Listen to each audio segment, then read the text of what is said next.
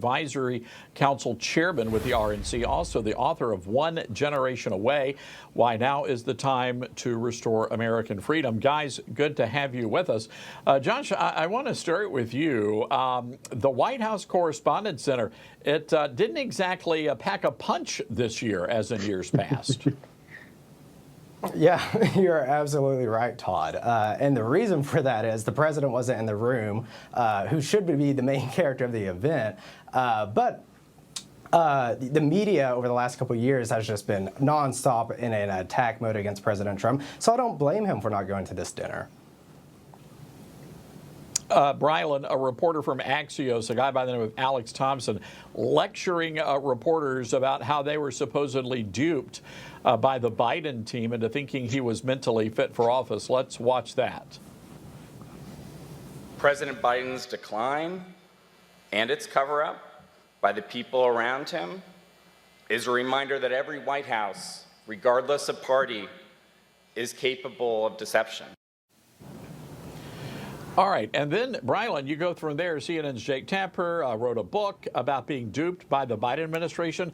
Look, here's my contention. If they were duped by this, then they are unfit to be journalists working anywhere near the White House. You're exactly right, Todd. You see, the American people were just forced to sit through a 4-year rerun of Weekend at Bernie's as these unnamed White House sources claimed that Biden was doing jumping jacks and cartwheels and reciting his ABCs backwards in these private meetings, but he just had stage fright when he walked out into the public. You see, for years, the media told us we weren't seeing what we were actually seeing, and now they're pretending that they just noticed. It's like a guy setting the house on fire and then running outside to sell you a fire extinguisher. It's unexcusable. You know, Josh, and this has to aggravate you because you've got a lot of candidates out there. Reporters are claiming to be independent, but over the weekend there was a series of new polls taken by CNN, NBC, ABC, Washington Post, all showing much lower approval ratings for President Trump. They say his approval rating at 100 days lower than any president in at least 7 decades. Josh, I'm just not buying it. I'm really not. There would have to be a massive shift in rejection of Donald Trump by America First movement. I don't see it. What about you? No, I think you're absolutely correct, Todd. These polls that came out, they're the typical mainstream media, legacy media.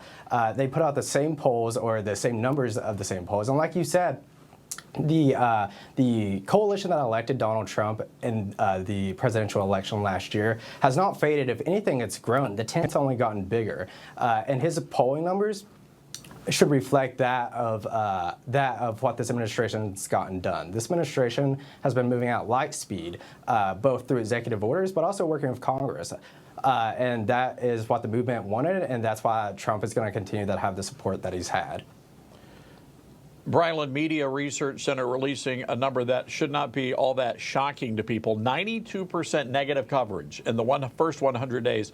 That coming from ABC, CBS, and NBC, which is quite frankly where most Americans actually get their news. What does that number tell you about the media?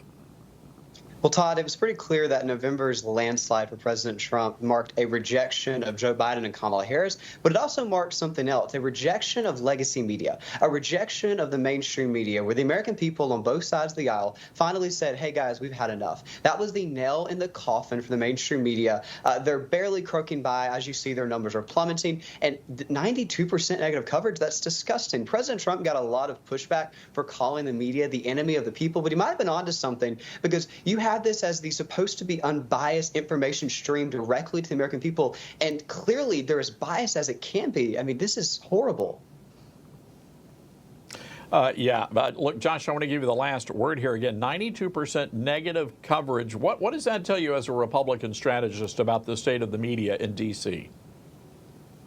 Yeah, that tells you, and this goes for the president, any other Republican candidate or official, you can't work with the media and you can't trust them, and you have to go for your gut and go take your message directly to the American people. All right, well said, guys. Got to leave it there. Brilyn Hollyhand, Josh Jones, guys, thank you very much. Thanks for having us, Todd. Have a good week.